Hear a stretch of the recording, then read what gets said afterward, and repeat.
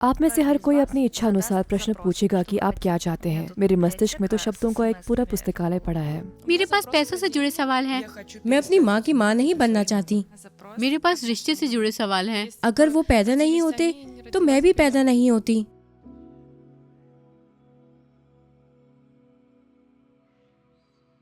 आखिर कब तक इस दुनिया से लड़ा जाए? मुझे लगता था कि मैं सब ठीक कर लूंगी। मैं नहीं चाहती कि मैं अपराध बोध के साथ जीऊं। तुम कैसा महसूस कर रही हो? बस धन्यवाद। आज मैं आपके सामने लेकर आई हूँ मेथड शो। यह एक बिना स्क्रिप्ट वाला शो है क्योंकि इसकी रचना में अभी इस हॉल में उपस्थित दर्शकों को देखकर करूंगी। ड्रेसिंग रूम में मैं सोच रही थी कि मैं क्या बात करूंगी, किस विषय पर बोलूंगी, क्या उद्देश्य होगा। विभिन्न विषयों के बीच मैंने कर्मा एवं अजन्म भाइयों और बहनों के विषय का चयन किया। मुझे लगता है कि कर्मा अभी भी एक दिलचस्प विषय है और अब आइए देखें कि इसका क्या निष्कर्ष निकलता है।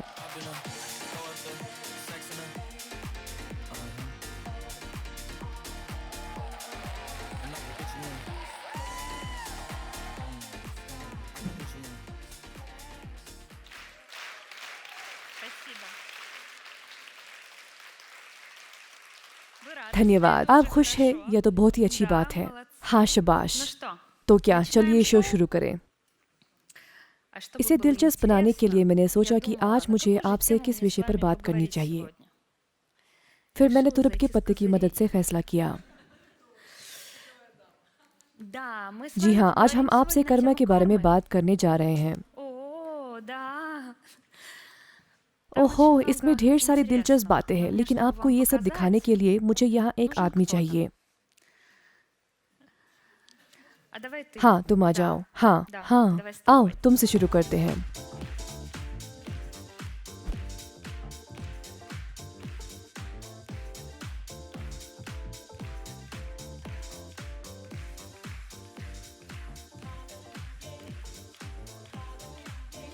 अरे तुम नहीं, ये तो और भी मजेदार होगा। ठीक है, आ जाओ, तुम आ जाओ। आ जाओ, दोनों आ जाओ। कंपटीशन होना चाहिए कि पहले कौन बैठेगा। चुप हो जाइए, शांत हो जाइए, बैठ जाओ। आइए अब हम मुख्य विषय पर फोकस करें। यह मुझे ऐसा लगता है कि मानो सब कुछ पहले से ही स्पष्ट है। बोलो, मैं पहचानती हूँ और स्वीकार करती हूँ मैं पहचानती और स्वीकार करती हूँ अपने सभी अजन्मे भाइयों और बहनों को। अजन्मे भाई और बहनों को मैं उन्हें स्थान देती हूँ। मैं उन्हें स्थान देती मैं इस हूँ। अनुभव को स्वीकार करती हूँ। मैं इस अनुभव को स्वीकार करती हूँ। उसी स्थिति में, उस स्थिति में, जिस स्थिति में ये मुझे प्राप्त हुई है। जिस स्थिति में ये मुझे प्राप्त हुई है। ठीक है मिलो, ये तुम्हारी बहन है जिसे तुम मैदान में हर जगह अपने साथ ले जाती हो और इसे किसी तरह अपनी तरफ खींचने और आकर्षित करने का प्रयास करती हो। तुम उसे अपने सबसे अच्छे दोस्त, अपने पुरुषों की प्रेमिकाओं के रूप में शामिल करती हो। शायद ये आवश्यक नहीं था। कहो, मैं अभी तक नहीं जानती। हाँ, बस इतना ही। मेरे पुरुषों की प्रेमिका, सबसे अच्छी गर्लफ्रेंड वगैरह वगैरह। कहो, मैं पहचानती हूँ और स्वीकार करती हूँ मैं पहचानती और स्वीकार करती हूँ अपनी अजन्मी अपनी अजन्मी जुड़वा बहन को, जुड़वा बहन को, और मैं उसे स्थान देती हूँ। मैं उन्हें स्थान देती हूँ। मैं पहचानती हूँ और स्वीकार करती हूँ मैं पहचानती और स्वीकार करती कि हूँ मेरी एक बहन है कि मेरी एक बहन है जिसके बारे में मैं नहीं जानती। जिसके बारे में मैं नहीं जानती। यूलिया, तुम ऐसा कैसे कर लेती हो? मैं उन्हें स्थान देती हूँ। मैं उसे स्थान देती हूँ। क्या मतलब कि मैं कैसा करती हूँ? मैं बस अपनी आंखों से देखती हूँ। मैंने तो इस लड़की को बुलाया, लेकिन तभी यहाँ एक और चरित्र सामने आ जाती है, हॉप, और उसकी कुर्सी पर बैठ जाती है। समझे, इसे ना देखने के लिए आपको या तो अंधा या फिर मूर्ख होना चाहिए। ये कोई जादू का खेल नहीं है, समझते हैं? जब मैंने तुमको बुलाया तो उसके दिमाग में कुछ ख्याल आया और उसको लगा कि मैंने उसको बुलाया है। समझ रही हो, मुझे ये सब दिखाने के लिए तुम्हें कहाँ ले जाना होगा और फिर उसके द्वारा मुझे ऐसा सवाल पूछना मेरे लिए बिल्कुल भी मायने नहीं रखता। मेरे लिए यही काफ़ी है कि वह मंच पर आ जाए, बस इतना ही। और तभी सब कुछ एक खूबसूरत तरीके से बाहर निकल आता है। लेकिन बात यह है कि मेरी माताजी अब दुर्भाग्य से जीवित नहीं है। लेकिन मुझे पता है कि मेरे जन्म से पहले मेरी बड़ी बहन और मेरे बीच उनके जुड़वा बच्चे होने वाले थे, लेकिन उनका गर्भपात हो गया। जुड़वा थे ना? कहो, मैं पहचानती हूँ और स्वीकार करती हूँ मैं पहचानती और स्वीकार करती कि हूँ मैं इन जुड़वा बच्चों के भाग्य को जी रही हूँ। कि मैं इन जुड़वा बच्चों के भाग्य को जी रही मैं हूँ। उन्हें स्थान देती हूँ। और मैं उसे स्थान देती हूँ। तुम्हें कैसा लग रहा है? मुझे लग रहा है मेरा दिल अभी मेरे सीने से कूदकर बाहर आ जाएगा। तुम्हें कैसा लग रहा है? मैं पूरी तरह से कांप रही हूँ। तो तुम्हारी भी यही कहानी है। अगर तुम्हें लगता है कि तुम इसके लिए आए हो तो नहीं, तुम बिल्कुल वैसी ही हो, एक में एक। और तुम्हारा भी कहीं ना कहीं कोई जन्म या शायद अजन्म भाई बहन है। और अगर आप ये सोचते हैं कि पिता की तरफ से कोई भाई या बहन है जिसे शामिल नहीं कर सकते, वो होंगे कहीं, तो यह सच नहीं है। हो सकता है वे राग प्रेमी के रूप में आपके जीवन में प्रवेश करेंगे, या हो सकता है प्रतिद्वंदी के रूप में। वे किसी न किसी पक्ष को चुनेंगे और वे आपकी कुर्सी पर कब्जा कर लेंगे और हर संभव प्रयास करेंगे आपको ये दिखाने के लिए, हाय मैं यहाँ हूँ, तुम मुझे नहीं देख रही हो लेकिन मैं यहाँ हूँ। आप ऐसे पुरुषों को अपनी ओर आकर्षित करेंगी जिनके साथ आपका रिश्ता बिल्कुल भाई बहन के जैसा होगा, और वे हमेशा आपके आसपास रहेंगे जब तक कि आप उन्हें विधा ना बना दे, प्रकट ना करें। तब ऐसा लगेगा कि आपके जीवन की सारी ऊर्जा इस रिक्त स्थान को ढकने और भरने में खर्च हो रही है। देखो, यह यहाँ है, वहाँ है, और तुम नहीं नहीं नहीं, मैं स्वयं को महसूस करने जा रही हूँ, नहीं नहीं नहीं, मैं जाऊंगी, इसका कोई मतलब नहीं, मैं बस रिश्ते बनाने जा रही हूँ। देखो, सभी को भाई और बहन माना जा सकता है, चाहे वो पिता से हो या माँ से, सहमति से हो या भूल से। हो सकता है किसी पार्टी में संबंध बने हो, रिश्तेदारों से या कौटुंबिक व्याभिचार, कोई फर्क नहीं पड़ता। देखो, सभी को भाई और बहन माना जा सकता है। दरअसल मानव मस्तिष्क कल्पना करना जानता है और उसे यह कहना अच्छा लगता है कि पिता तो वह है जिसने उसका पालन पोषण किया, भाई तो वह है जो हमेशा साथ रहा। नहीं, यह वह भी है जिसे आपके पिता या आपकी माता ने जीवन दिया। इससे कोई फर्क नहीं पड़ता कि यह दोनों ने साथ मिलकर जन्म दिया। आप दो मजाकी है। आप भी। ठीक है, चलो थोड़ा आगे बढ़े, ठीक है?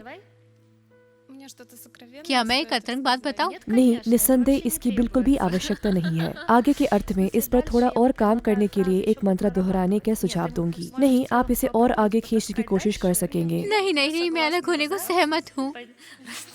अलग होना, कहो, मैं पहचानती हूँ और स्वीकार करती हूँ कि मैं पहचानती हूँ और स्वीकार करती हूँ मेरे परिवार में जिसके द्वारा और भी मेरे पुनर्जन्मों में रहे हैं, और मेरे पुनर्जन्मों में रहे हैं, जिन भाई या बहन को दूर कर दिया, जिन भाई या बहन को दूर कर दिया, अब मैं उसे उचित स्थान देती हूँ। अब मैं उन्हें उचित स्थान देती हूँ। हे मैं इस अनुभव ईश्वर, को स्वीकार करती हूँ। मैं इस अनुभव को स्वीकार करती उसी हूँ। स्थिति में जिस स्थिति में यह मुझे प्राप्त हुई है, जिस स्थिति में ये मुझे प्राप्त हुई मैं है, पहचानती हूँ और स्वीकार करती हूँ मैं पहचानती हूँ और स्वीकार करती अपने हूँ पुनर्जन्मों को। अपने पुनर्जन्मों को। जब मैं सुल्तान थी, जब मैं सुल्तान थी, मैंने अपने भाइयों की हत्या कर दी, मैंने अपने भाइयों की हत्या कर दी सिंहासन पाने की खातिर। सिंहासन पाने की अब मैं उसे खातिर। उचित स्थान देती हूँ। अब मैं इसे उचित मैं स्थान इस देती हूँ। अनुभव को स्वीकार करती हूँ, मैं इस अनुभव को स्वीकार करती उसी हूँ। स्थिति में उसी स्थिति में जिसके लिए मैंने चुटका किया। जिसके लिए मैंने चुकता किया। और ऐसा लग रहा है और ऐसा लग रहा है कि मेरे सिस्टम में कि मेरे सिस्टम में एक प्रोग्राम है एक प्रोग्राम जिसमें है, एक अच्छा भाई है। जिसमें एक अच्छा भाई है, वह मेरा मृत्यु भाई है। वह मेरा मृत भाई है। अब मैं उसे उचित स्थान देती हूँ। अब मैं इसे उचित स्थान देती हूँ। अब तुम कैसा महसूस कर रही हो? मैं एक गुब्बारे की भांति महसूस कर रही हूँ, मानो मैं उड़ने वाली हूँ। ऐसी अनुभूति हो रही है मानो सीने में इतनी हवा भर गई हो कि अब जगह ही ना बची हो। मैं पहचानती हूँ और स्वीकार करती हूँ मैं पहचानती और स्वीकार करती हूँ अपने पुनर्जन्मों को अपने पुनर्जन्मों को कि इस तारामंडल में किस तारामंडल में मेरा कोई जुड़वा है मेरा कोई जुड़वा है और मैं उसे स्थान देती हूँ। मैं उन्हें स्थान देती हूँ। बोलो, अलौकिक स्तर पर अलौकिक स्तर पर मैं अपने जुड़वाओं को आकर्षित करती हूँ, मैं अपने जुड़वे को आकर्षित करती हूँ, साथ ही उनके अनुभव को भी। साथ ही उनके अनुभव को भी। अब मैं उसे उचित स्थान देती हूँ। अब मैं उसे उचित स्थान अब देती आप हूँ। दोनों एक दूसरे के बगल में खड़े हो जाइए। मैं वास्तव में चाहती हूँ कि आप खुद देखें कि क्या ये वास्तव में जुड़वा बहनों की तरह है। इसी तरह पूरे हॉल से ऐसे चयन करना होगा, है ना, कि वास्तव में बहनों की तरह दिखेंगे, बिल्कुल समान। आपको मालूम है, मैं हर बार आश्चर्यचकित रह जाती हूँ। ऐसा लगता है कि मुझे यह पता था, फिर भी मैं आश्चर्यचकित हूँ। मैं आपकी तरफ देखती हूँ और चकित रह जाती हूँ। धन्यवाद लड़कियों, तुम बैठो, हम तुम्हारे साथ आगे बढ़ेंगे।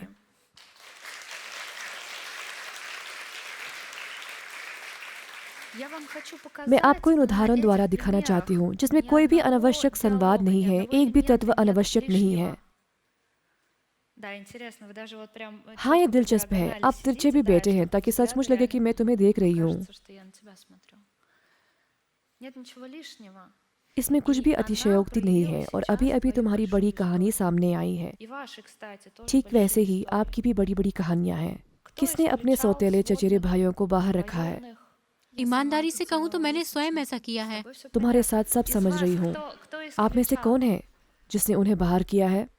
तो क्या ये इतनी लोकप्रिय बात है ना? तुम क्या चाहती हो? मैं सिर्फ इतना कहना चाहती हूँ कि मेरा एक भाई मेरे पिता से है, यानी उनकी पहली शादी से, लेकिन पिछले साल दुर्भाग्यवश उनका निधन हो गया। तो क्या एक अच्छा भाई मरा हुआ भाई है ना? पटकथा के अनुसार तो ऐसा ही हुआ है, लेकिन क्या दिलचस्प है कि ये इस तरह कैसे समाप्त हो सकता है? हम कभी बहुत करीब और साथ नहीं रहे, कभी बातचीत नहीं की, और मेरे मन में उसके प्रति ऐसी कोई बेचैनी नहीं थी। लेकिन बाद में उम्र बढ़ने के बाद ऐसा हुआ, जब मैं बड़ी हुई तो मुझे समझ में आया कि हाँ, ये मेरा भाई है, इससे मेरा खून का रिश्ता है। फिर भी हमारे बीच कोई करीबी संवाद नहीं था। ये तो आश्चर्यजनक है। आश्चर्य की बात यह है कि आप हर व्यक्ति को कैसे समझ सकती है। वास्तव में यह आसान है और सतह पर सब कुछ वैसा ही है। इसे बस ध्यान से देखने की जरूरत है। अपनी आंखें खोलो और ध्यान से देखो। ध्यान दो, तुलना करो, मिलाओ, विश्लेषण करो। ठीक है, चलिए अब कर्म के विषय पर आगे बढ़ते हैं। जीवन से आपकी क्या उम्मीदें हैं? क्या यह विषय अभी भी प्रासंगिक है? शायद मेरी अनुमति का विषय, क्योंकि फिलहाल मैं कहीं काम नहीं करती। कह सकते हैं कि मैं कुछ भी नहीं करती, लेकिन मैं इस समय पढ़ाई कर रही हूँ और मेरी स्वयं की कोई आय नहीं है। मेरे पति पैसे देते हैं। काम करना चाहती हो? हाँ, लेकिन क्यों? मैं नहीं जानती कि मैं कैसे समझाऊं, लेकिन मैं एक लड़की हूँ। मैं स्वयं को साकार करना चाहती हूँ, अपनी अभिव्यक्ति चाहती हूँ। मैं इस दुनिया को कुछ देना चाहती हूँ और कुछ सकारात्मक अनुभव प्राप्त करना चाहती हूँ। तो मेरे पास तुम्हारे लिए बहुत उत्तम खबर है। तुम्हारी अभिव्यक्ति की इच्छा या तो पहले ही साकार हो चुकी है। तुम इस मंच पर हो, इसके बाद एक खूबसूरत वीडियो में लोग तुम्हें देखेंगे। तुम यहाँ हो, यही तो अभिव्यक्ति है। देखो ये कितना सरल है। अच्छा, कैसे? सुनो, कुछ लोग इस मंच पर होने का, खुद को यहाँ दिखाने का सपना देखते हैं। तुम यहाँ हो। माँ, मैं टीवी पर हूँ, तुम्हें दिखाया गया। अभिव्यक्ति के अवसर की तुम्हारी इच्छा पूरी हो गई है। बस इतना ही। तुमने जो चाहा वह तुम्हारे पास है। क्या ये स्थायी आधार पर है? इच्छाएं बढ़ रही है ना? तुम क्या चाहती हो? मैं अपनी अभिव्यक्ति द्वारा पैसे कमाना चाहती हूँ। इसे कोई पैसा दो, कोई 100 रूबेल फेंक दो और सब ठीक हो जाएगा। नहीं, 100 नहीं। मेरा मतलब है, मेरी तरफ कुछ भी मत फेंको। मेरा मतलब है, मैं बस अच्छा पैसा कमाना चाहती हूँ। उदाहरण के लिए, पैसे से किसी यात्रा पर जा सकूँ, कुछ सहज कर खरीद सकूँ। क्या तुम्हारा पति कम कमाता है? उतना नहीं कि मेरे विलासितापूर्ण जीवन के लिए पर्याप्त हो। तुम क्या चाहती हो? क्या यहाँ कोई समझ रहा है कि वह क्या चाहती है?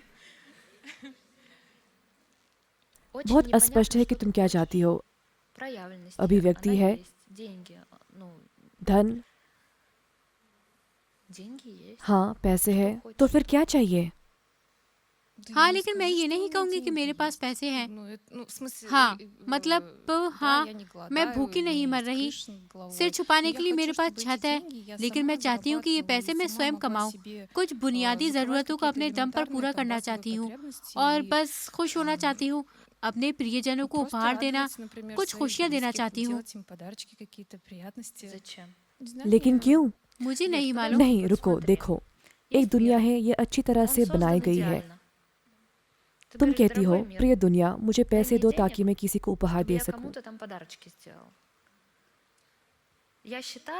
मुझे लगता है दुनिया, तुम पूरी तरह से कंजूस हो। जिन्हें मैं उपहार देना चाहती हूँ, तुम उन्हें नहीं देना चाहते। कृपया तुम दयालु बनो, मुझे संसाधन दो ताकि मैं उनका भाग्य सुधार सकूं। मुझे उपहार चाहिए। तुम क्या चाहती हो? ओह, इतना सुंदर सवाल, और मेरे पास उसके उत्तर भी नहीं है। मैं ऐसी ही हूँ। जैसा कि तुम कहती हो, मेरे दिमाग में वास्तव में सुझावों की समिति है, जिसमें हर व्यक्ति दूसरे को डुबाने की कोशिश करता है और थोपना शुरू कर देता है। नहीं, तुम ऐसे बोलो।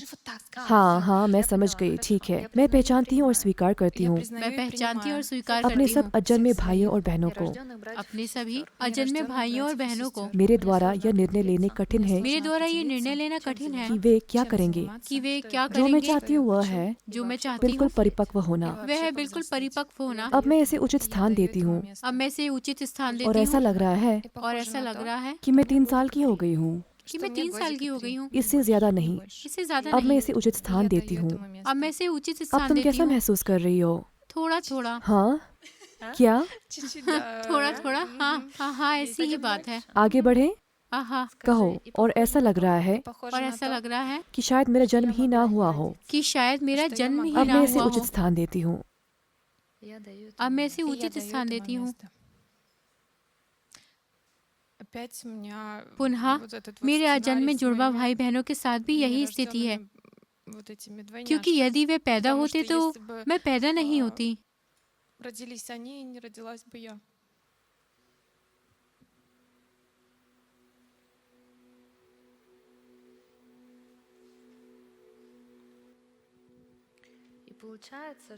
मतलब किसी न किसी तरह यह कहानी चारों ओर घूम रही है कि मेरे जीवित रहने के लिए मेरे बगल में किसी और को मरना होगा, या तो मैं या कोई और। ये हंगर गेम्स है ना? इस कहानी पर गौर करें। जुड़वा, यदि वे बच गए होते तो आप यहाँ नहीं होते, ठीक है? कर्म के स्तर पर आप एक सुल्तान रहे हैं।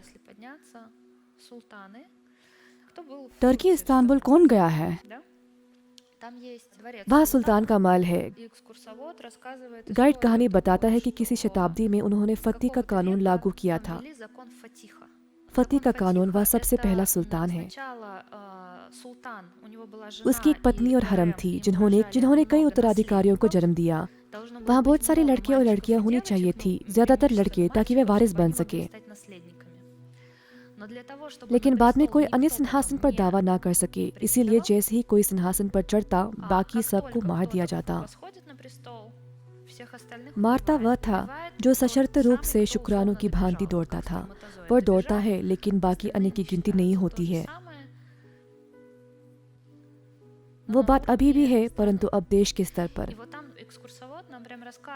वहाँ गाइड ने हमें बताया, कहते हैं कि अमुक सदी में अमुक सुल्तान के अधीन इन द्वारों से 19 ताबूत निकाले गए। वह सुल्तान के भाई थे और तब वे कार्मिक स्तर पर था। फिर पारिवारिक नियम के स्तर पर, वर्तमान जीवन के स्तर पर यह तुम्हारे समक्ष स्वयं प्रकट होगा कि कोई जुड़वा है, या तो वह या तो मैं।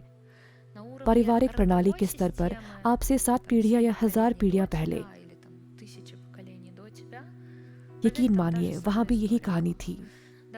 आओ इसे दोहराएं। मैं पहचानती हूँ और स्वीकार करती हूँ मैं पहचानती और स्वीकार करती हूँ कि मेरे परिवार में वे सभी कहानियाँ मेरे परिवार में वो सभी कहानियाँ जिसमें गलती से या जानबूझकर जिसमें गलती से या जानबूझकर भ्रातृहत्या की गई। भ्रातृ हत्या की अब गई। मैं इसे उचित स्थान देती हूँ। अब मैं इसे उचित स्थान देती मैं हूँ। इस अनुभव को स्वीकार करती हूँ, मैं इस अनुभव को स्वीकार उसी करती स्थान हूँ, में उसी स्थिति जिसमें में, यह मुझे प्राप्त हुई है, जिस स्थिति में ये मुझे और मैं प्राप्त इसे हुई एक है, उचित स्थान देती हूँ। और मैं इसे एक उचित स्थान देती ये हूँ। भी एक परिदृश्य है ना? सभी प्राप्तों पर यह स्वयं प्रकट होने लगता है। वंश के स्तर पर ऐसा लगता है कि दो भाइयों में झगड़ा हुआ, उन्होंने बंटवारा नहीं किया, विरासत साझा नहीं की। मैं पहचानती हूँ और स्वीकार मैं करती हूँ पहचानती और स्वीकार करती हूँ मेरे परिवार में जिसके द्वारा भी मेरे परिवार में जिसके द्वारा भी अनुचित तरीके से विरासत का बंटवारा किया, अनुचित तरीके से विरासत का मैं बंटवारा उन्हें किया, स्थान देती हूँ। मैं उन्हें स्थान देती हूँ। मैं उस अनुभव को स्वीकार करती हूँ, मैं इस अनुभव को स्वीकार करती हूँ उसी स्थिति में उसी स्थिति में जिसमें यह मुझे प्राप्त हुई है। जिस स्थिति में ये मुझे प्राप्त हुई है। आप में से प्रत्येक के पास अभी अपनी अपनी कहानियां आ रही है। आपको याद आ रहा है कि विरासत का गलत बंटवारा किसने किया था, किसने बहुत कम दिया, किसने फैसले के अनुसार छोड़ दिया या इनकार कर दिया। कर्मा के स्तर पर यह भी भ्रातृहत्या के समान है, लेकिन आमतौर पर सिंहासन, विरासत या किसी और चीज की खातिर। सार्वभौमिक स्तर पर आप मिथक और किंवदंतियां जानते हैं, काबिल और हाबिल की, जिसमें भाई ने भाई को मार डाला था। कहो, मैं पहचानती हूँ और स्वीकार करती हूँ। मैं पहचानती और स्वीकार करती हूँ। मैं मेरे सामने एक परिदृश्य हूँ, मेरे सामने एक परिदृश्य काबिल है, और हाबिल की। काइन और हाबिल की। अब मैं इसे उचित स्थान देती हूँ। अब मैं इसे उचित स्थान मैं देती इस हूँ। अनुभव को स्वीकार करती हूँ, मैं इस अनुभव को स्वीकार करती उसी हूँ स्थिति में जिसमें वह मुझे प्राप्त हुई है। जिस स्थिति में मुझे प्राप्त हुई है। अपने शरीर की प्रतिक्रिया पर ध्यान दें, और यदि आप जोर जोर से जमाई लेने लगे या आंसू बहाने लगे और आप सोचें, नहीं मेरा कोई भाई या बहन नहीं है, यह तो मेरा विषय है ही नहीं, मैं तो बस देखने आई थी क्योंकि यह एक दिलचस्प शो है ना? रोइए, जमाई लीजिए या कुछ प्रसाय करें या कोई मजबूत अनुभव का महसूस करना शुरू कीजिए। इन बातों का एहसास होने से किसी को उन्मदा भी हो सकता है। अलौकिक स्तर पर यह जुड़वा भाइयों बहनों का तारामंडल है। जुड़वा भाई कहाँ है? क्या? आकाश में प्रतिबिंबित होने वाले इनकी अपनी पौराणिक कथा है। तो यह परिदृश्य, मेरे पास तुम्हारे लिए बहुत अच्छी खबर है। तुम पहली नहीं हो, तुमसे पहले लाखों बार जिया है और अभी भी जी रहे हैं, और तुम पहली या आखिरी नहीं हो जिनके परिवार में ऐसी कहानियां हैं। तुम्हें कैसा लग रहा है? ईमानदारी से कहूँ तो मैं अभी भी सदमे में हूँ, लेकिन इसमें हल्कापन महसूस होता जा रहा है। और जब मैं यहाँ थी तो सच में मेरा ऐसा अनुरोध नहीं था, लेकिन ये बहुत ही सटीक और गहरा निकला। मुझे नहीं पता कि क्या कहूँ। आपका धन्यवाद करती हूँ। सिस्टम में एक और बग है अंदर में कि आप सोचते हैं कि आपका जन्म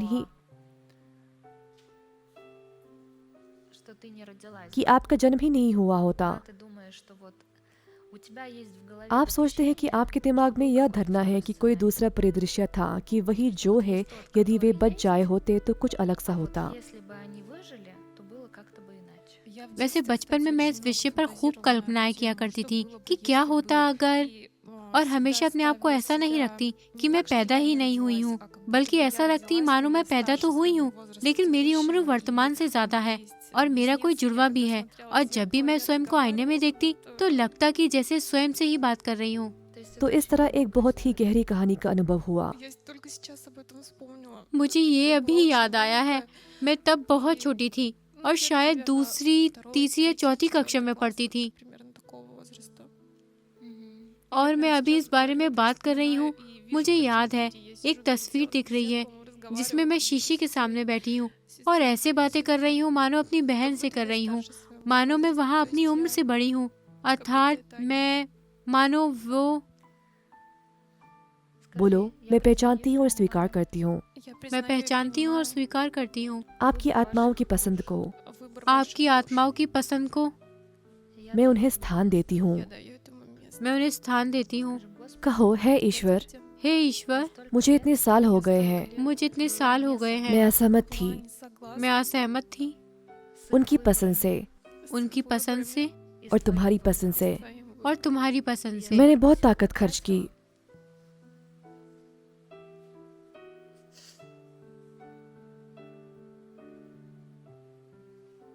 कृपया मुझे क्षमा करें।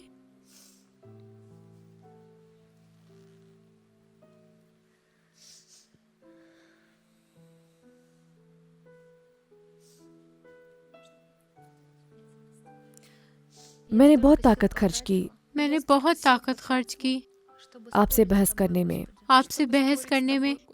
हे ईश्वर, मुझे लगता था कि मैं सब कुछ ठीक कर लूंगी। हे ईश्वर, मुझे लगता था कि मैं सब कुछ ठीक कर लूंगी। मुझे लगा कि इसमें कोई गलती है।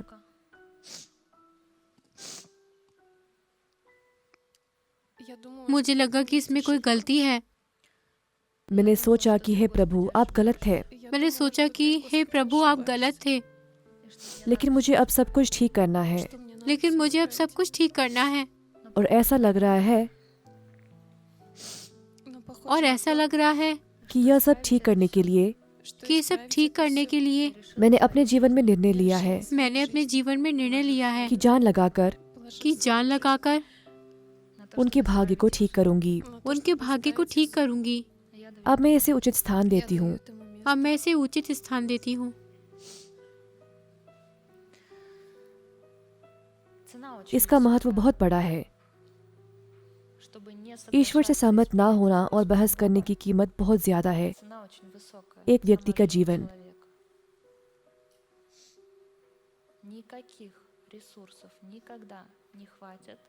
कोई भी संसाधन दुनिया या ईश्वर के साथ बहस करने हेतु हमेशा नाकाफी होगा।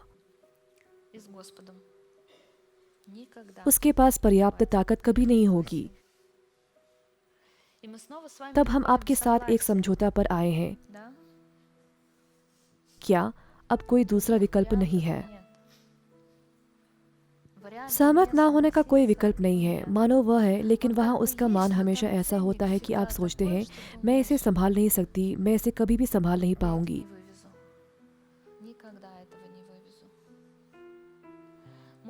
बेशक आप कोशिश कर सकते हैं, अन्य लोग कोशिश करते हैं,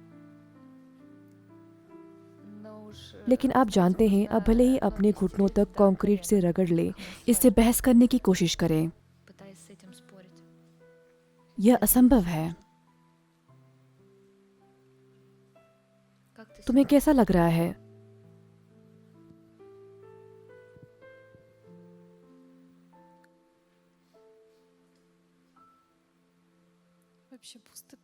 ऐसा लग रहा है कि मैं अंदर से बहुत खाली हो गई हूँ, मानो मैंने अपने ऊपर पड़े एक भारी बोझ को हटा दिया हो। हाँ, तुमने जीवन भर साथ घसीटा था। विरोधाभास यह है कि मैंने कभी कल्पना भी नहीं की थी। ये संपूर्ण बिंदु था। हाँ, और मेरी कोई ऐसी आकांक्षा थी ही नहीं। मैं हमेशा सोचती थी, हे ईश्वर, मुझे पैसा चाहिए, मुझे एहसास चाहिए, मुझे मेरी पसंदीदा चीज चाहिए, मुझे अच्छे रिश्ते चाहिए, मुझे अच्छी पार्टियां चाहिए, कुछ ऐसा।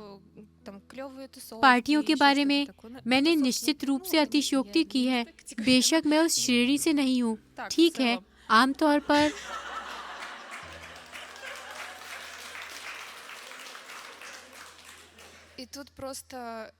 और फिर एक ऐसा विषय मेरे सामने आता है जिसे जाहिर तौर पर मैंने एक विशाल भारी स्लैब से ढक दिया ताकि वो मुझे ज्यादा परेशान ना करे। शाबाश कि तुम ऐसा कह रही हो, क्योंकि यह सिर्फ तुम ही नहीं बल्कि हर कोई कह रहा है। आइए फिर से कल्पना करें कि एक ब्रह्मांड है, कि इस ब्रह्मांड में कुछ पैटर्न्स हैं, कारण और प्रभाव के नियम हैं, और सब कुछ तार्किक और स्पष्ट और पूरी तरह से निष्पक्ष है। मान लीजिए कि एक ऐसी दुनिया है जो आपके सामने कुछ प्रकट करना चाहती है, और तुम इसके बारे में नहीं पूछती हो, है ना? फिर वह इसे कैसे प्रकट करेगा जबकि इसमें तुम्हारी कोई रुचि ही नहीं है? उसके पास एक अच्छा तरीका है, वह उस माध्यम से प्रकट होना शुरू करता है जो किसी व्यक्ति के लिए दिलचस्प है। उदाहरण के लिए, यदि सामाजिक बोध आपके लिए मूल्यवान है, तो आप सामाजिक बोध खो देंगे ताकि आप इसे पुनः खोजना शुरू करें। आप इसे खोजना शुरू करते हैं। सबसे पहले आप प्रशिक्षण में जाते हैं। आप सोचते हैं, तो KPI, दक्षता, प्रतिशत, लीड, अनुप्रयोग, और क्या, नियंत्रण, योजनाएं, दक्षता। तुम दुनिया से लड़ती हो, लेकिन फिर भी ये अच्छे से नहीं मिलता है। ठीक है, कुछ काम तो हुआ, लेकिन फिर भी वह नहीं जो चाहिए था। फिर आप थेरेपी के माध्यम से आगे बढ़ते हैं। चिकित्सक आपसे पूछता है, और माँ और पिताजी के साथ क्या हुआ था? आप कहते हैं, इसका उससे क्या लेना देना है? सार तक पहुंचने के लिए इसकी जरूरत ही क्या है? शायद वह तीसरा, पांचवा या 30वां चरण हो, लेकिन हर कोई इस तक जरूर पहुंचता है। और निश्चित रूप से लोग भ्रातृहत्या या अजन्मे या जुड़वे के बारे में शायद ही पूछते हैं। और तो और वह यह भी नहीं पूछते कि इस्तांबुल में इन शेखों के साथ क्या हुआ था, है ना? वह इसका पता कौन लगाएगा? इसमें किसकी रुचि है? लेकिन जब यह अचानक आपके जीवन के परिदृश्यों को प्रभावित करना शुरू करता है, तो रुचि बिल्कुल अलग होती है। इसीलिए इससे कोई फर्क नहीं पड़ता कि आप क्या अभिलाषा रखते हैं। आपकी कोई भी फरमाइशें हमेशा झूठ ही होगी। आपका कोई भी सवाल बस एक बहाना है जिसके माध्यम से आप प्रवेश कर सकते हैं और पता लगा सकते हैं कि वास्तव में क्या महत्वपूर्ण है। आपका कोई भी अनुरोध या आपका मस्तिष्क ही है जो आपसे यह सवाल पूछता है ना? और आपका मस्तिष्क ही आपको उस समस्या तक ले आया है जिसमें आप अभी हैं। अर्थात वह एक प्रकार से इन सब का निर्माता है, और उन्हीं निर्माणों द्वारा वह कुछ और भी पूछता है। और फिर आप एक अविश्वसनीय, अद्भुत, चमत्कारी दुनिया खोलते हैं और सोचते हैं, हे भगवान, अच्छा, इसका इससे क्या लेना देना है? कृपया सृष्टिकर्ता को अपने जीवन में ले आइए। आपने तो उन्हें कब से बाहर किया हुआ है। जिस व्यक्ति ने ईश्वर को अपने जीवन से निकाल दिया है, वह सोचता है कि वही सब कुछ तय करता है। मुझे मास्टर एंड मार्गरीटा उपन्यास का एक सीन बहुत पसंद है, जिसलिए प्रूडी में वह दृश्य था। कई लोग उस सीन के अर्थ को नहीं समझ पाते हैं। वह वोलन शैतान का एक आदर्श रूप है। बर्लियोस उसे सामने साबित करता है कि ईश्वर का अस्तित्व नहीं है। तब वोलन कहता है, नहीं, ऐसा कैसे? ध्यान दीजिए, अगर ईश्वर का अस्तित्व नहीं है तो क्या इसका मतलब है कि शैतान का भी अस्तित्व नहीं है? तो वे उसे कहते हैं कि उसका भी अस्तित्व नहीं है, लेकिन यह बिल्कुल है। नहीं, अगर किसी आदमी ने नहीं तो कौन है वह जिसने यह सब बनाया? समझे, अगर ये सब किसी आदमी ने बनाया है तो उसे इसके लिए कम से कम 100 या 150 साल की योजनाबद्ध जीवन की आवश्यकता होगी। और मनुष्य में एक कमी है। वोलन कहता है, यह नश्वर है। और सबसे दिलचस्प बात, वह नश्वर ही है। और अनुष्का ने तेल गिरा दिया है। यानी हर किसी को उस भूलने की बीमारी से पहले अनुष्का और तेल के बारे में याद है। उन्हें याद है कि यह संयोग हुआ कि वोलन ने तेल के बारे में कहा और वास्तव में ऐसा हो गया। लेकिन यह भव्य एक कल्प था जो इससे पूर्व था, ईश्वर और शैतान के बारे में। इसके बारे में कि यह सब कुछ किसने बनाया, मानो लोगों की स्मृति से रबर से मिटा दिया गया हो। वे देखते हैं और अचानक अंधापन पा जाता है और उन्हें दिखाई नहीं देता है। मनुष्य नश्वर है, और सबसे दिलचस्प बात है, वह नश्वर ही है। और इसीलिए वे आज से आगे की कोई भी योजना नहीं बना सकता। बाकी सब कुछ जो इंसान प्लान करता है और वो अचानक से हो जाए, तो यह महज एक संयोग होता है। या आप जानते हैं, मानो मैं सुबह 6 बजे उठती हूँ, सड़क पर जाती हूँ और कहती हूँ कि मैं सुबह 6 बजे उठी हूँ और सड़क पर निकलती हूँ। इससे कारण सूरज किश्ती पर उगता है।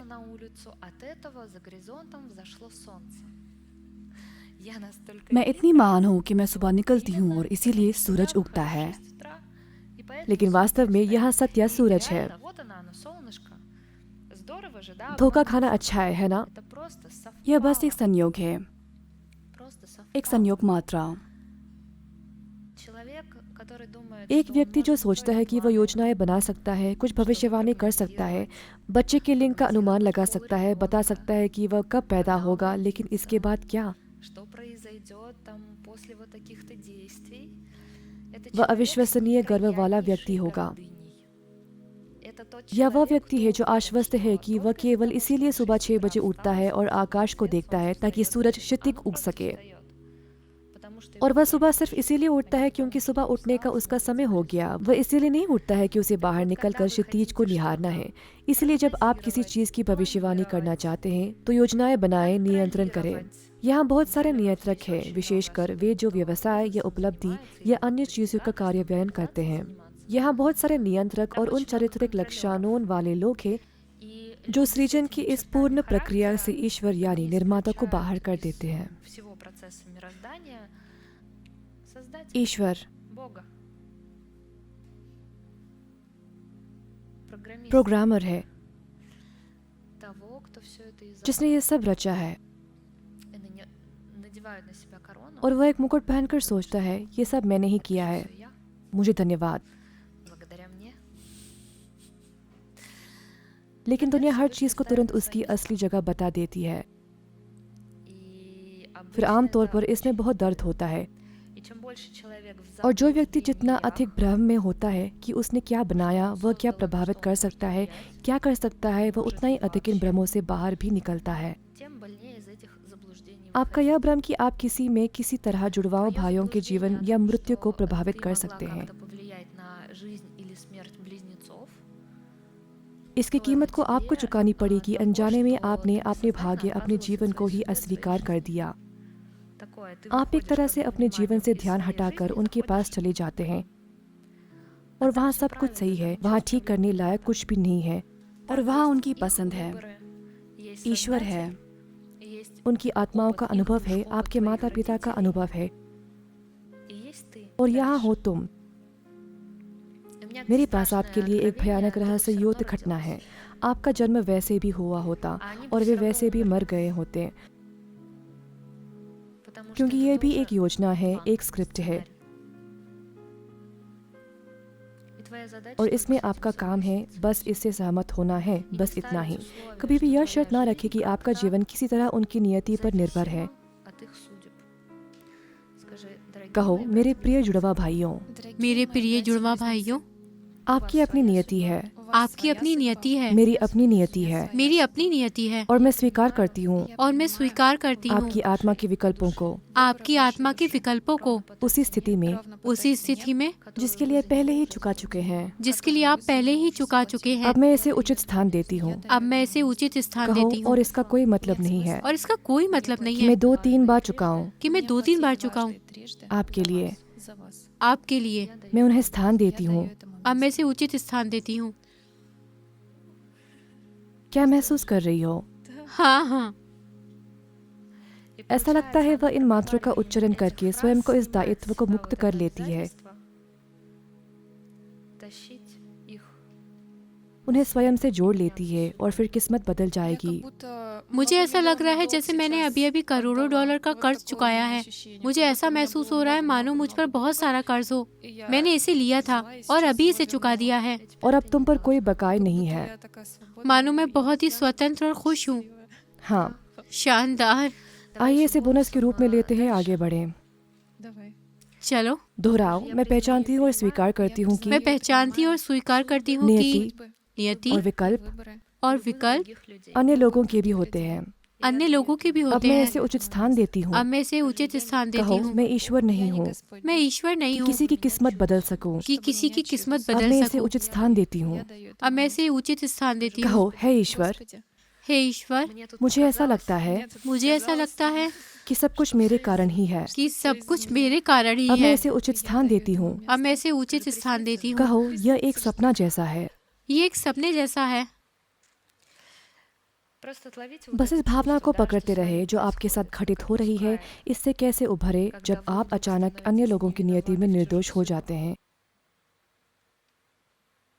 और इसके लिए उन्हें स्वीकार करना और सहना जरूरी है। तुम्हें बहुत बहुत धन्यवाद। शुक्रिया यूलिया।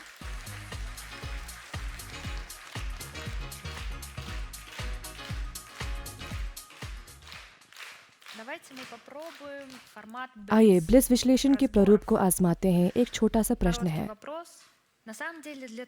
दरअसल किसी व्यक्ति की प्रोग्राम को उजागर करने के लिए आपको घंटों या वर्षों या लंबी कहानियों की आवश्यकता नहीं है। बस 1 या 2 वाक्यांश ही काफी है। चलिए 2 काम करते हैं। पहली बात, आप में से हर व्यक्ति अपने बारे में एक प्रश्न पूछेगा, आप क्या चाहते हैं? मेरे पास यहाँ एसएमएस से भरी एक लाइब्रेरी है। आप इसे जैसे ही वहाँ भेजेंगे, मेरे पास धड़ धड़ करती हुई यहाँ पहुँच जाएगी और मैं रूपक का इस्तेमाल करूँगी। जो उत्तर होंगे, सामान्य तौर पर जवाब उल्टे क्रम में होंगे। तो हम पूरे हॉल में आए सबके साथ काम करेंगे। यह रहा पहला। दूसरी बात, वे लोग अपने हाथ उठाएं जो ना कि सिर्फ दिमाग में एसएमएस के थ्रू बल्कि मेरे साथ माइक्रोफोन पर बातचीत करना चाहते हैं। अच्छा रुको। इसीलिए अब आओ नीली आंखों वाली राजकुमारी। ओह क्या सुंदरता है। मैं पहले से ही सब कुछ समझ रही हूँ। मुझे पता था कि आप सब कुछ समझ जाएंगी। नमस्ते यूलिया, मेरा नाम पलीना है और मेरा सवाल है रिश्ते को लेकर। तुम्हें इसकी आवश्यकता अभी क्यों है? मेरी इच्छा है बच्चों को रिश्तों की आवश्यकता क्यों? बड़े होने के लिए। तो फिर तुम्हें एक पिता की जरूरत है, किसी रिश्ते में पड़ने की जरूरत नहीं। पापा है। दोहराओ, मैं पहचानती हूँ और स्वीकार करती हूँ मैं पहचानती हूँ और स्वीकार कि ये करती मेरे हूँ लिए फायदेमंद है, कि ये मेरे लिए फायदेमंद कि है, मैं छोटी रहूँ। कि मैं छोटी रहूँ। अब मैं इसे उचित स्थान देती हूँ। अब मैं इसे उचित स्थान देती तुम हूँ। कैसे महसूस कर रही हो? हल्का जा रहा है लेकिन परिपक्व नहीं। कहो। और ऐसा लगता है और ऐसा लगता है कि मैं बहुत डरी हुई हूँ कि मैं बहुत डरी कि हुई मैं एक हूँ वयस्क बन जाऊंगी, कि मैं एक वयस्क बन जाऊंगी, क्योंकि मेरे परिवार में वयस्क वयस्क मौत के बहुत करीब है मौत के बहुत करीब और है जीवित नहीं रहेंगे। और जीवित नहीं इसीलिए रहेंगे। मैं बच्ची ही बनी रहना पसंद करूंगी, इसलिए मैं बच्ची ही रहना पसंद ताकि करूंगी मृत्यु से दूर रहूं। ताकि मृत्यु से दूर अब मैं रहूं। इसे उचित स्थान देती हूँ। अब मैं इसे उचित स्थान देती अब हूँ। तुम कैसा महसूस कर रहे हो? मैं क्या चाहती हूँ? तुम क्या चाहती हो? मैं ये जीवन जीना चाहती हूँ, गलतियाँ करने से नहीं डरना चाहती हूँ और न सिर्फ सपने देखना बल्कि कर्म भी करना चाहती हूँ।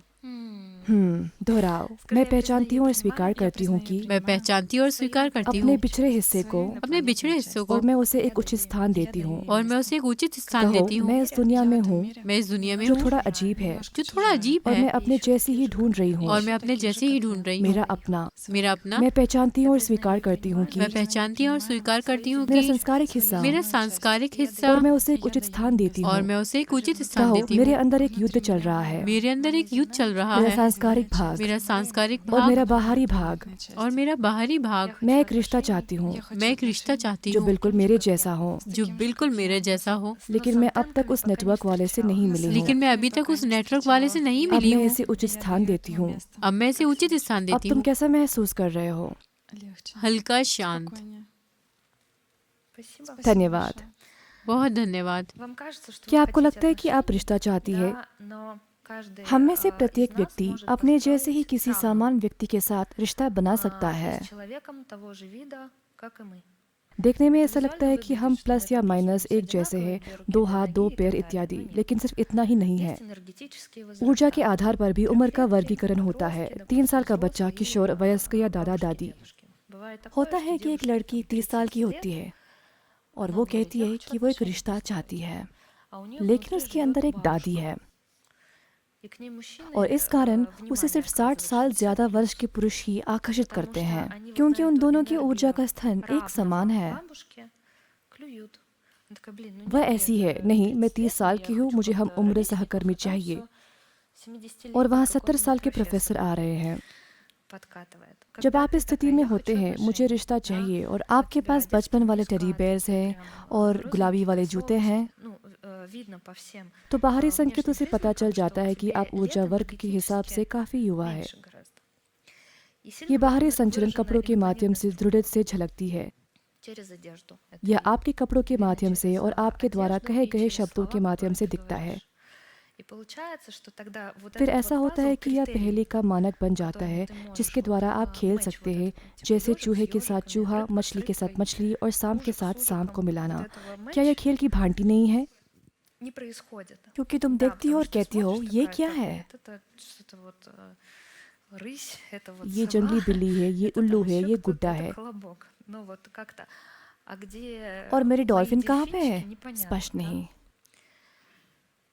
इस तरह खोज होती है, लेकिन यह खोज सकारात्मक परिणाम को संभव बनाती है।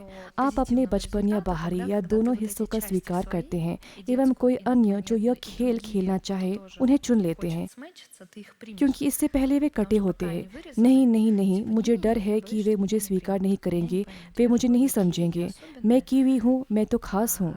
सिर्फ स्वीकृति के माध्यम से हम समझौते पर लौट आते हैं। तभी आपके पास स्वयं के अंदर इन हिस्सों को वैध बनाने के बाद उन्हें दूसरे में भी स्वीकार करने की संभावना हो जाती है। माना कि मैं अब कल्पना कर रही हूँ, तुम अपने बाहरी हिस्से को स्वीकार नहीं करते हो और एक ऐसे व्यक्ति से मिलती हो जो सच में तुम्हारे लिए बेहतर है, उसका दूसरा भी हिस्सा है, और तब तुम कहती हो वह कैसा अजीब सा है, वह हमारे विकल्प नहीं हो सकता, और तुम ऐसे हुर्रा उसे हटा देती हो।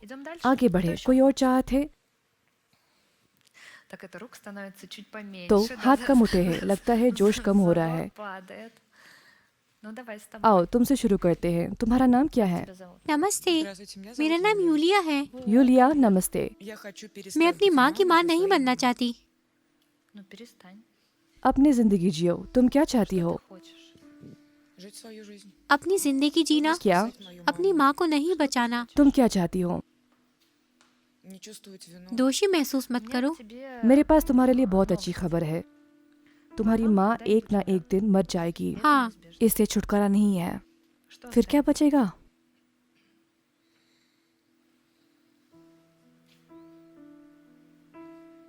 मैं नहीं चाहती कि मैं अपराध बोध के साथ जीऊं।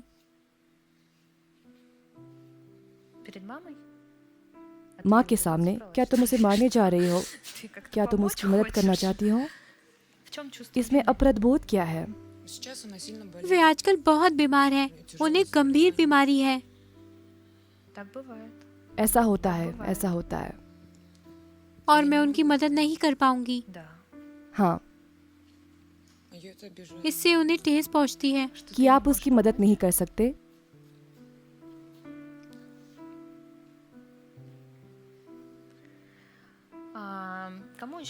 यह अपराध बोध से कौन परिचित है? मतलब यह हमारे पास दोषी लोगों का समूह है, समझे?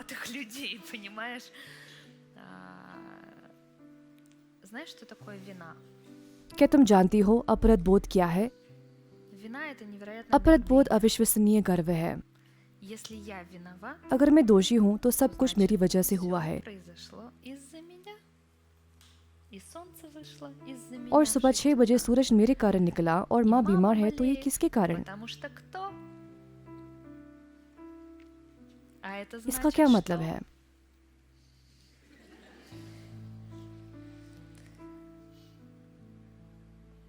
बोलो, मैं पहचानती हूँ और स्वीकार करती हूँ मैं पहचानती और स्वीकार करती कि हूँ मेरा एक बड़ा झगड़ा है कि मेरा बड़ा झगड़ा है ईश्वर के साथ। ईश्वर के साथ, अब मैं उसे उचित स्थान देती हूँ। और मैं उन्हें उचित स्थान देती हूँ। ऐसे लाखों परिदृश्य है जहाँ आप जो है उसे सहमत नहीं है, जैसा है वैसा है, और इसे ठीक करने के लिए आप अपनी हड्डियां भी बिछाने को तैयार रहते हैं।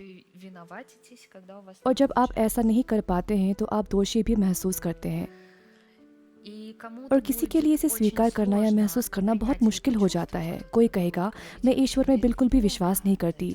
ये किस तरह का संप्रदाय है और वह किस ईश्वर के बारे में बात कर रही है? कृपया नाम बताएं, विशेष रूप से संप्रदाय का नाम वगैरह।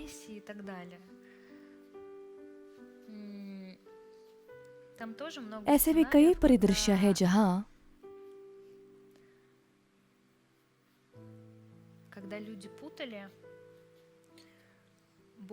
जब हम भ्रमित है, ईश्वर, धर्म और लोग, धार्मिक के प्रतिनिधि, ये 3 अलग अलग संस्थाएं हैं।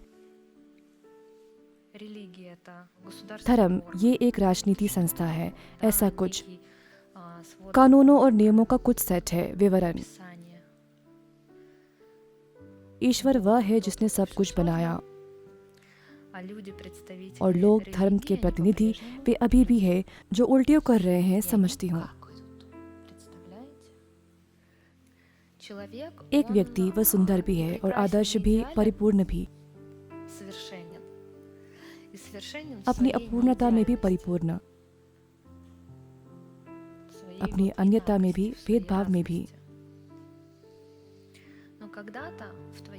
लेकिन कभी कभी आपके सिस्टम में भगवान के साथ संबंधों की कीमत बहुत अधिक हो जाती है, क्योंकि आपने उन्हें पूरी तरह से अपने जीवन से बाहर कर दिया और उनकी जगह ले ली।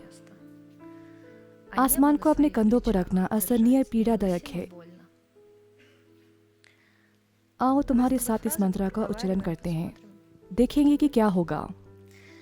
मैं पहचानती हूँ और स्वीकार करती हूँ मैं पहचानती हूँ और स्वीकार कि करती जो हूँ मेरे कि परिवार जो मेरे परिवार और मेरे पुनर्जन्मों में रहे हैं, और मेरे पुनर्जन्मों में रहे हैं, जो मर चुके हैं जो मर चुके हैं धर्म के लिए, धर्म के लिए, अब मैं इसे उचित स्थान देती हूँ।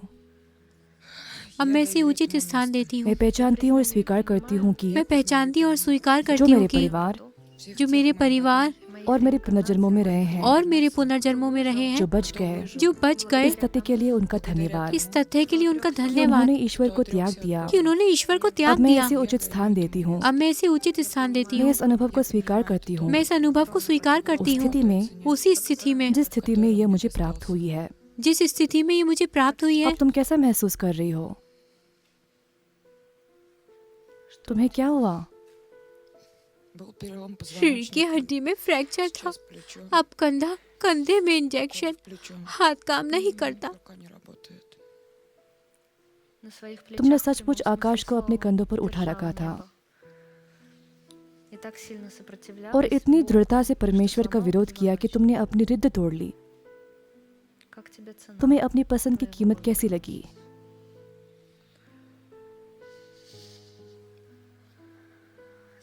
कहो, हे ईश्वर, हे ईश्वर, मैं हार मानती हूँ मैं हार मानती हूँ और इस दुनिया को स्वीकार करती हूँ, और मैं इस दुनिया को स्वीकार करती हूँ, उसे उसी के रूप में। उसे उसी के रूप में। मैं अन्य लोगों के भाग्य को स्वीकार करती हूँ, मैं अन्य लोगों के भाग्य को स्वीकार करती हूँ, उसी रूप में जैसे वे हैं। उसी रूप में जैसे वे हैं। मैं स्वीकार करती हूँ मैं स्वीकार करती हूँ अपनी शक्तिहीनता अपनी शक्तिहीनता और अपनी माँ की भाग्यहीनता, और अपनी माँ की भाग्यहीनता, और मैं इसे एक उचित स्थान देती हूँ। और मैं इसे एक उचित स्थान देती कहो, हूँ। माँ, माँ, मैं आपकी आभारी हूँ मैं आपकी आभारी हूँ कि तुमने मुझे यह जीवन दिया।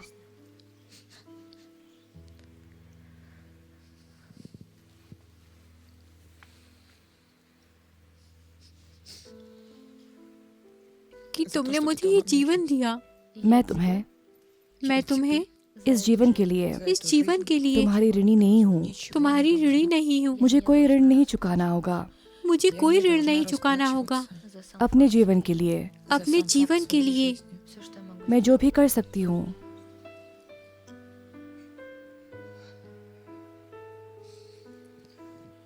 सभी मैं जो भी कर सकती हूँ मैं जो भी कर सकती हूँ इस जिंदगी को गुजारने के लिए, इस जिंदगी को गुजारने के लिए। आगे मेरे बच्चे बिल्कुल वैसे ही अपने जीवन में उन्हें भी कुछ भी नहीं चुकाना होगा। मुझे यह जीवन मिला है बिना किसी शर्त के। अब मैं उसे आगे बढ़ाती हूँ बिना किसी शर्त के। माता पिता के प्रति जीवन का यह ऋण सत्य है, इसका कोई अंत और किनारा नहीं है, इसे चुकाना असंभव है। और भले ही आप सच में अपनी पूरी हड्डियां बिछा दे, फिर भी यह पर्याप्त नहीं होगा। यह जीवन का कटु सत्य है। हमारा कर्म है इसे स्वीकार करना और जीना और दूसरों को जीने देना।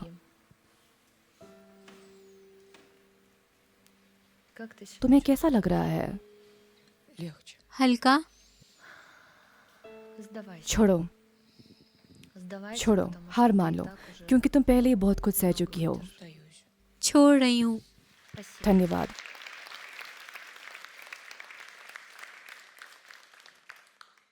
तुम क्यों रो रही हो? कर्म कर रही हूँ। उदास चेहरा, ये क्या हो गया? जैसे किसी के अंतिम संस्कार में जाते वक्त होता है। अभी वक्त है, इंतजार करो, माँ जीवित है और सब ठीक है। वैसे कुछ गंभीर कहानियों के बीच हास्य बहुत बढ़िया चीज है। हाँ, चिकित्सक का हास्य अद्भुत है।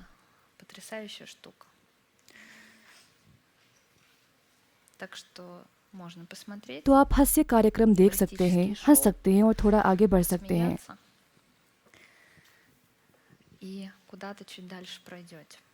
तो और कौन चाहता है? क्या मैंने तुम्हें इस बारे में सब कुछ नहीं बताया? मेरे लिए आप पर्याप्त हैं। अपर्याप्त? क्या किसी के घर में पहले कभी सूरज फटा है?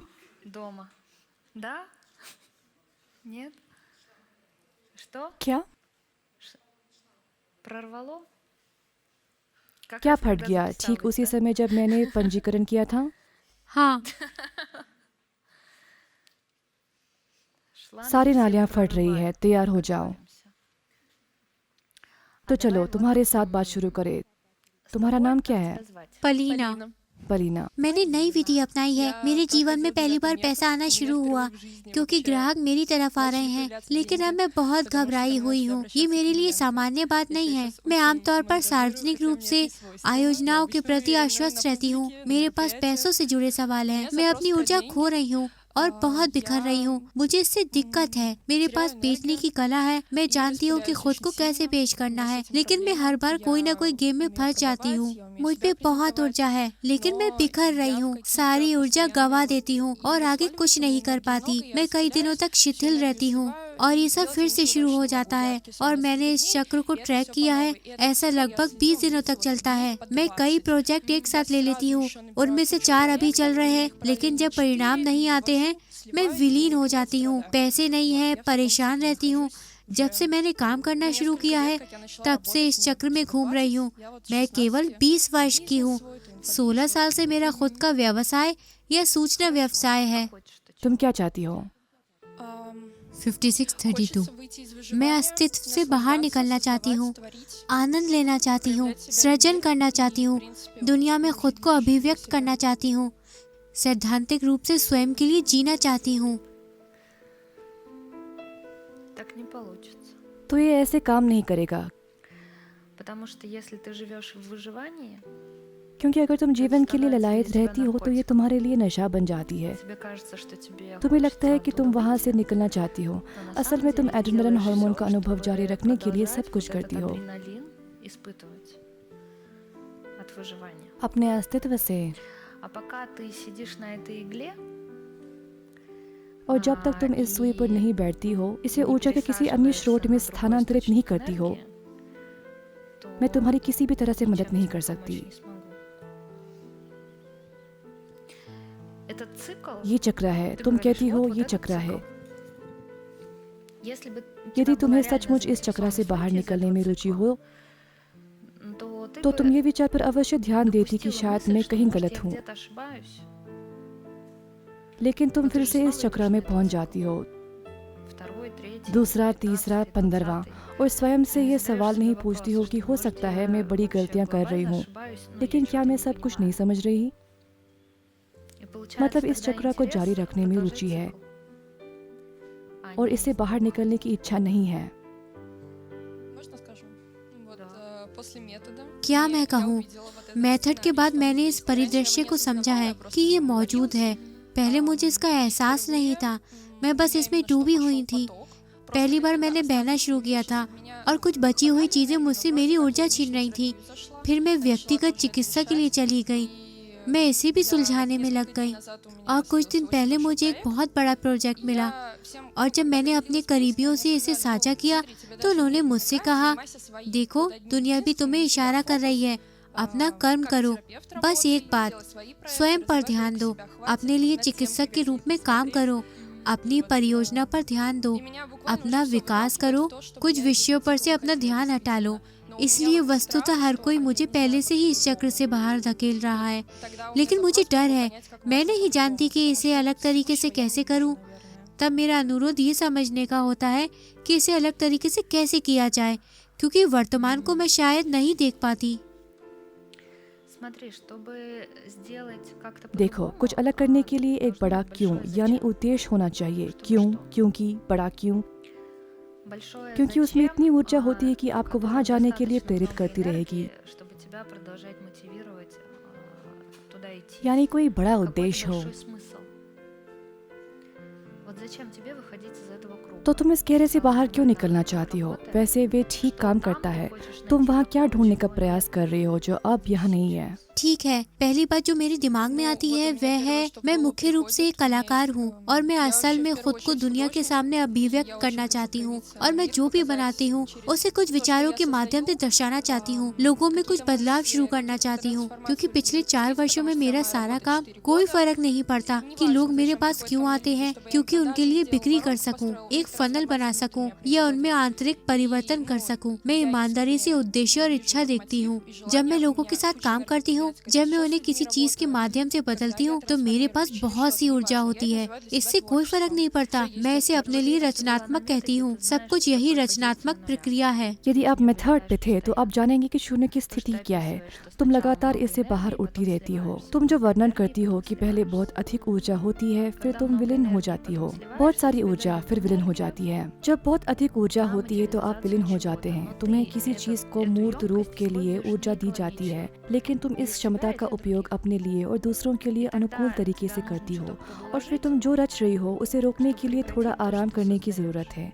तुम्हें फिर से दिया जाता है और तुम पुनः ऊर्जा का उपयोग करके उसी चक्र में चली जाती हो। तुम इसे निर्देश करती हो लेकिन वहाँ नहीं। तुम अन्य लोगों का भाग्य को ठीक करना चाहती हो, बहुत अधिक चाहती हो, पुनः गर्व महसूस करती हो और पुनः यह ईश्वरीय या अलौकिक का विषय है। किसी भी व्यक्ति के पास किसी दूसरे के भाग्य को सुधारने के लिए कभी भी पर्याप्त संसाधन नहीं होंगे। अगर तुम इस आकांक्षा के साथ लोगों के साथ काम करने जाती हो कि मैं उनकी आत्माओं को ठीक कर दूंगी, मैं अब उन्हें जीने में मदद करूंगी या कुछ और, इस संबंध के बाद तुम विलीन हो जाती हो। ठीक है, विशेष रूप से ग्राहकों के साथ जब मैं मेथड के अनुसार काम करती हूँ तो मैं इस चैनल में प्रवेश करने में कामयाब रहती हूँ। और अब इसे अपने पूरे जीवन में स्थानांतरित करो। ये बहुत मुश्किल है, लेकिन तुम सिद्धांतों को समझती हो तो इसे अपने पूरे जीवन में स्थानांतरित करो। तुम्हारे पास पहले से ही सब कुछ है। धन्यवाद। ये फिर ईश्वर के साथ रिश्ता है, घमंड और मनोसंगित का। सबसे पहले आप अविश्वसनीय रूप से गर्व करते हैं कि इस दुनिया में सब कुछ मेरे द्वारा और मेरे कारण हो रहा है, और फिर ओ मैं एक बेकार किस्म की इंसान हूँ, मैं बाकी सबसे बदतर हूँ, और आगे ऐसे ही। और फिर आप सोचते हैं मैं कपटी सिंड्रोम से कैसे लड़ूं, मैं हर चीज के लिए दोषी हूँ। इसी मनोसंगीत में आप सब झूलते रहते हैं। उसके बाद फिर मैं सबसे बेहतर हूँ, मेरे पास 15 डिप्लोमा है, मेरे पास उत्पादियाँ और रचन है, देखो। और ये डोलन गर्व निराशा, गौरव निराशा। इस चक्र को तुमने बुलाया है। मेरे पास पहले ऊर्जा है, फिर मैं मदद करती हूँ, फिर मैं विलीन हो जाती हूँ।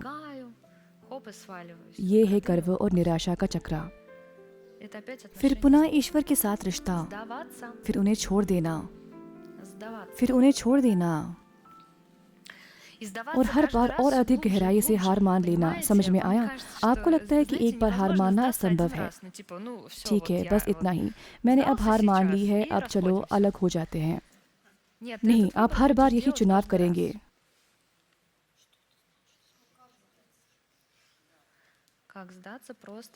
बस अपनी बेबसी और लाचारी को स्वीकार करें कि आप कुछ नहीं कर सकते, कुछ भी नहीं, बिल्कुल कुछ भी नहीं। महानता को पकड़ लिया, शक्तिहीनता में चली गई। हाँ, यूलिया कह रही थी, रीढ़ में दर्द माँ।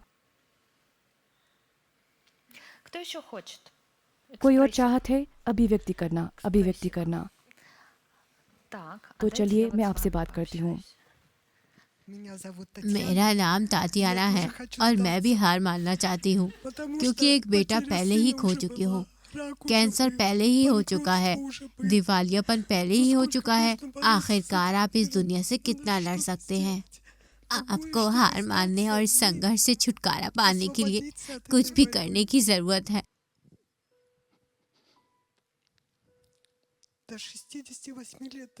68 वर्ष तक जीवित रहें, अभी तक संघर्ष करते रहें। मेरे साथ दोहराइए, मैं कुछ भी नहीं हूँ, दोषी नहीं हूँ, दोषी नहीं हूँ। अब मैं इसे उचित स्थान देती हूँ। मैंने सबसे अच्छा किया, मैंने सबसे अच्छा किया। मैं जो भी कर सकती थी।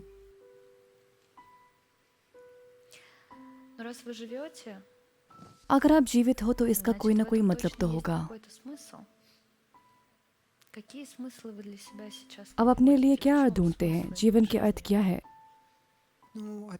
ठीक है, हर दिन की खुशी में फिर से साधारण बात यह है कि सूरज उगता है। ऐसा निश्चित रूप से मेरी वजह से नहीं होता है, परंतु फिर भी मेरे लिए, ताकि मैं इसका आनंद उठा सकूं, यानी किसी तरह संयोगवश टिकट खरीदने के लिए कार्ड पर 1900 मिल जाए और इससे कोई फर्क नहीं पड़ता कि अब मेरी जेब में 50 पैसे बचे हैं। ये बकवास है। मुख्य बात यह है कि मैं यहाँ आपके साथ हूँ, मैं आपको देख रही हूँ, मैं बोल रही हूँ। धन्यवाद, धन्यवाद और पुनः धन्यवाद। वास्तव में कृतज्ञता ज्ञापित करने से असीम शक्ति प्राप्त होती है। और देखिए, एक ऐसा क्षण भी होता है जहाँ हमारे पास कोई इतना खुश नहीं हो सकता।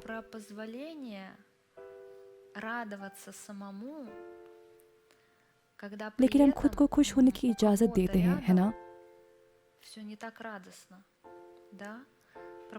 अनुमति के बारे में, क्योंकि हमने ये स्वीकार कर लिया है कि अगर किसी पड़ोसी को शौक हुआ तो आप आनंद नहीं मना सकते, आप जश्न नहीं मना सकते। भगवान न करे कुछ अच्छा हो। मानो ये वर्जन और पाप उस समय लगाया गया जब आप किसी दूसरे से बेहतर थे।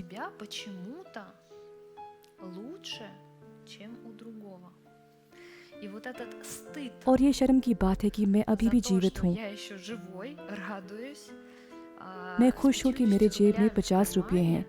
वो मुझसे ईर्ष्या करते हैं। मुझसे ईर्ष्या करते हैं, हाँ। और ये बहुत बड़ी बात है और ये बहुत बड़ा ब्रेक है। ये आपके कार्यान्वयन में एक बड़ा ब्रेक है। हर कोई जो अभी देख रहा है, क्या आप अपने आप को कुछ अच्छा करने की अनुमति दे सकते हैं? उस समय जब आप कहीं जाते हैं या सोशल नेटवर्क पर या समाचार देखते हैं, तो क्या आप सोचते हैं वहाँ दुख है, वहाँ लानत है? मुझे शर्म आती है कि मुझे कोई दुख नहीं है।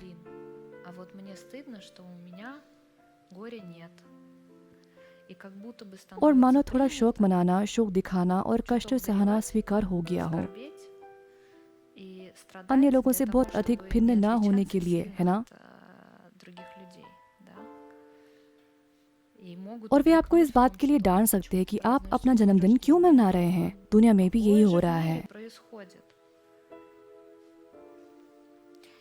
मैं इससे किसी को दुख नहीं पहुंचाना चाहती जिसे सचमुच दुख है। उसके लिए इस दुख को बढ़ाने का कोई मतलब नहीं है।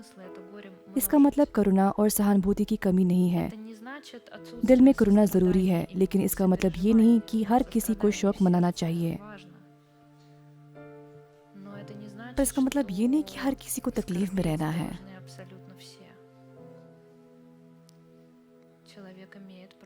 एक व्यक्ति को कम से कम इस बात का आनंद लेने का अधिकार है कि वह जीवित है, तो आप आनंदित हो सकते हैं। और दूसरे लोगों की नियति की जिम्मेदारी अपने ऊपर ना डालें। यह बहुत असहनीय बोझ है, उसे खींचना नामुमकिन है। दुनिया में कोई गलतियां नहीं है, सब कुछ वैसा ही है जैसा होना चाहिए। आप जानते हैं, एक शब्द है सर्वाइवर सिंड्रोम। हमने आपसे इसके बारे में बात की थी। सर्वाइवर सिंड्रोम, मैं बच गई लेकिन मेरा जुड़वा नहीं बचा। यदि वे मर गए तो क्या मुझे जीवन का अधिकार है? तो यहाँ भी वही कहानी है। मैं तो बच गई लेकिन मेरा बेटा नहीं बचा। हाँ,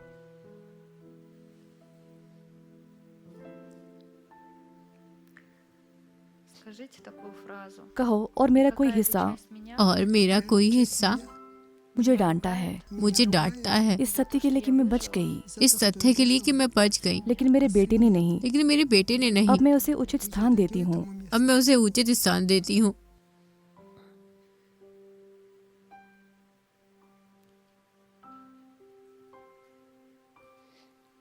सब सही है। ये दर्दनाक हो सकता था, ये बहुत दर्दनाक होता, लेकिन आप जीवित हैं तो इसमें कुछ मतलब है। इसका मतलब है कि इस दुनिया को किसी चीज को आपकी जरूरत है। धन्यवाद। धन्यवाद।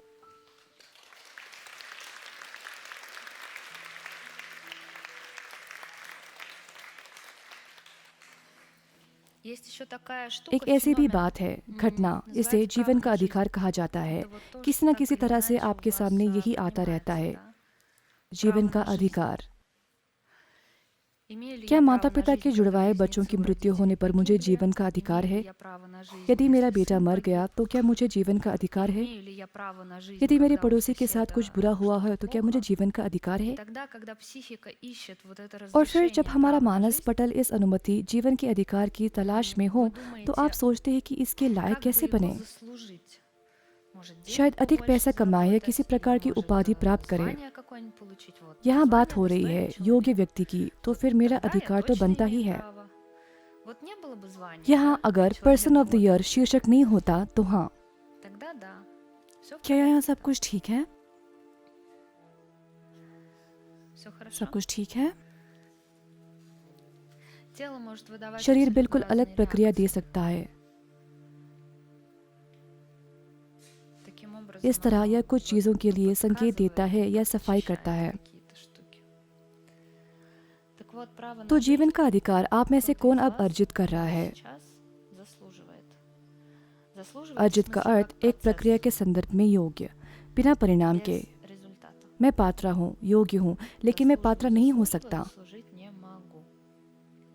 या ऐसे काम नहीं कर सकता। ऐसा लगता है कि सब कुछ पहले ही हो चुका है। स्मार्ट और सुंदर, ये व्यवसायी, परिवारी, व्यक्ति और बच्चे और सब कुछ पहले ही सूची के अनुसार किया जा चुका है, लेकिन अभी भी जीवन का अधिकार नहीं है। मेरे पास आपके लिए एक अच्छी खबर है। यदि आपके पास जन्म प्रमाण पत्र है तो आपको जीवन का अधिकार है। यदि आपके मानस पटल के लिए आसान है तो आपने जन्म प्रमाण पत्र का संदर्भ ले कि यहाँ मेरे पास राज्य द्वारा जारी किया गया एक आधारित दस्तावेज है। मैं अमुक हूँ, फला जगह तिथि को मुझे जीने का अधिकार मिल गया। आपको इसे अर्जित करने की आवश्यकता नहीं है। और ऐसे अन्य लोग भी होंगे जिनके पास यह अधिकार नहीं है, हालांकि उनके पास जन्म प्रमाण पत्र भी है, लेकिन वे अभी तक इस गुप्त रहस्य को नहीं जानते हैं, जिससे पता चलता है कि यह डिफ़ॉल्ट रूप से मौजूद है और वे इसे उपलब्धि के जरिए पाना भी चाहते हैं।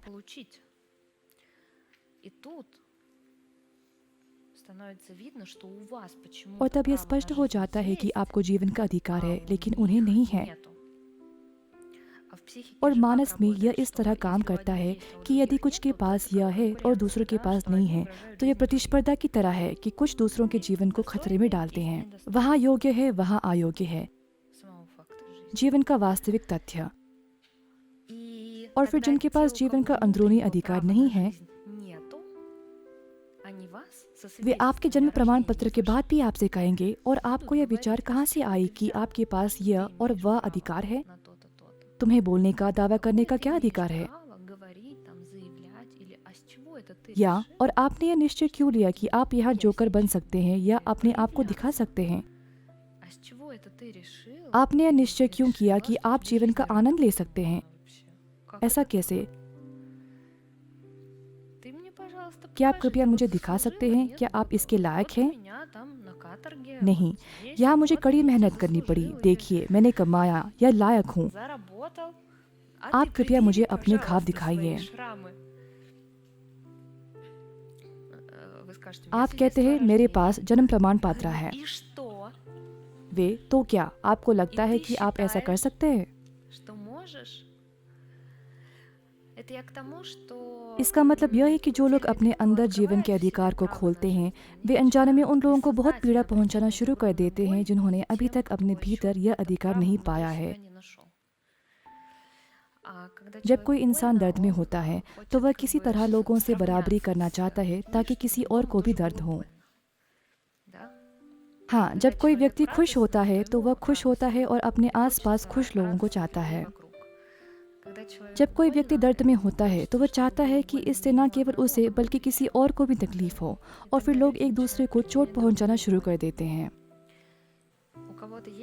कुछ के बच्चे हैं, है ना, और किसी को नहीं होता है, किसी को वर्षों तक नहीं होता।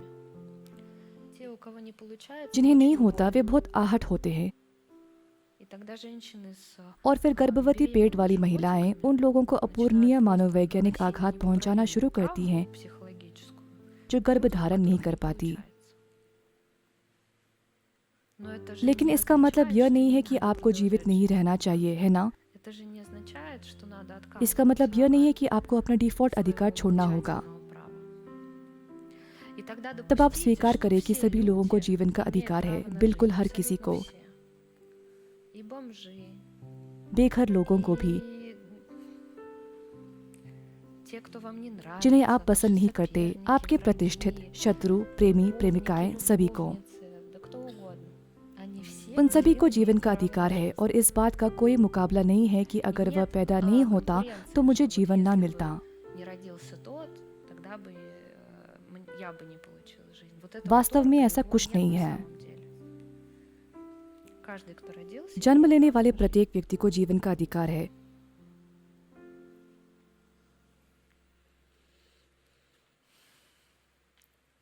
और कभी कभी लोगों को जीवन के वास्तविक तथ्यों को सहना, प्रतीत होने वाली बुनियादी कहानियों की कल्पना करना असहनीय रूप से कठिन लगता है।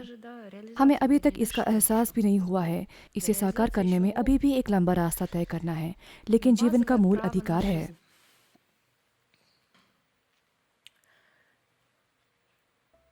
आपको कैसा लग रहा है? अभी रुकिए। आपको कैसा लग रहा है? रेंग रही हूँ। आगे बढ़ते रहिए।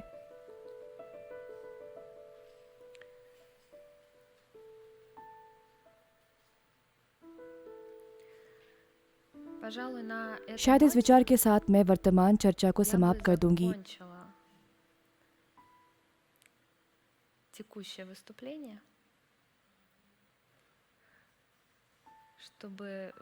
कि आप किसी भी तरह इन अर्थों के अंदर समा जाएं।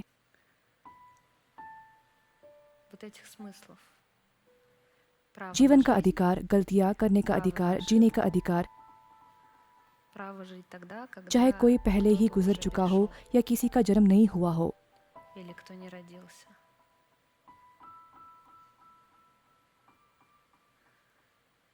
आप सभी को जीवन का अधिकार है।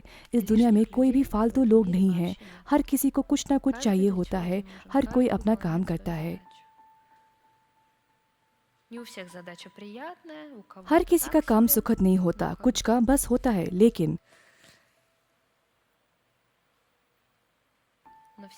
लेकिन जीवन का अधिकार हर किसी को है। बस इतना ही। धन्यवाद।